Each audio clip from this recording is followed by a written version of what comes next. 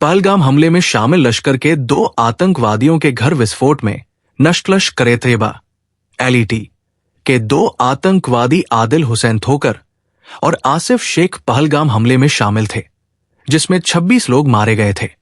अधिकारियों ने बताया कि पहलगाम हमले में शामिल लश्कर-ए-तैयबा (LET) के 2 आतंकवादियों आदिल हुसैन ठोकर और आसिफ शेख के घर गुरुवार रात जम्मू कश्मीर में अलग अलग विस्फोटों में नष्ट हो गए।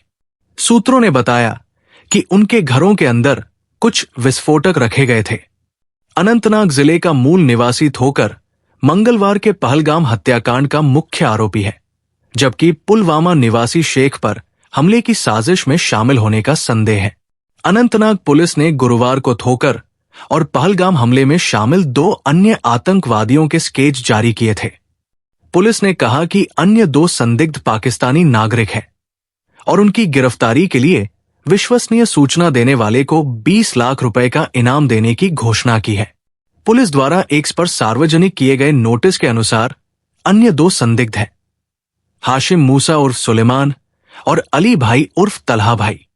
माना जाता है कि वे पाकिस्तान स्थित आतंकवादी समूह लश्कर-ए-तैयबा के सदस्य भी हैं। पहलगाम के बैसन में हुआ ये हमला, जिसे मिनी स्विट्जरलैंड कहा जाता है, में 25 भारतीय नागरिकों और एक नेपाली नागरिक की जान चली गई।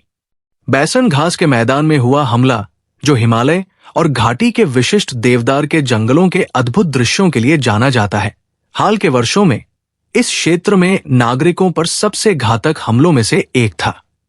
पहलगाम हमले के आरोपियों को धरती के छोर तक खदेड़ा जाएगा। पीएम मोदी। प्रधानमंत्री नरेंद्र मोदी ने कहा है कि भारत पहलगाम हमले के पीछे मौजूद हर आतंकवादी और उनके समर्थकों की पहचान करेगा, उनका पता लगाएगा और उन्हें दंडित करेगा। गुरुवार को मधुबनी में एक जनसभा को संबोधित करते हुए उन्होंने कहा, आज बिहार की धरती से मैं पूरी दुनिया से कहता हूं कि भारत हर आतंकवादी और उनके समर्थकों की पहचान करेगा, उनका पता लगाएगा और उन्हें दंडित करेगा। हम उनका धरती के छोर तक पीछा करेंगे। आतंकवाद के कारण भारत की आत्मा कभी नहीं टूटेगी। आतंकवाद को दंडित किए बिना नहीं छोड़ा जाएगा।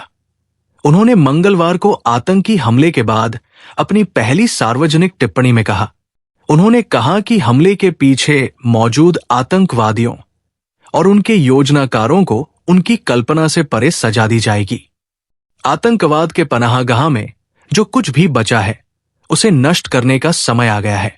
उन्होंने पाकिस्तान पर स्पष्ट हमला करते हुए कहा, 140 करोड़ लोगों की इच्छा शक्ति आतंक के आकाओं की कमर तोड़ देगी। प्रधानमंत्री ने बुधवार को घातक हमले के बाद सुरक्षा मामलों की कैबिनेट समिति की बैठक की अध्यक्षता की थी।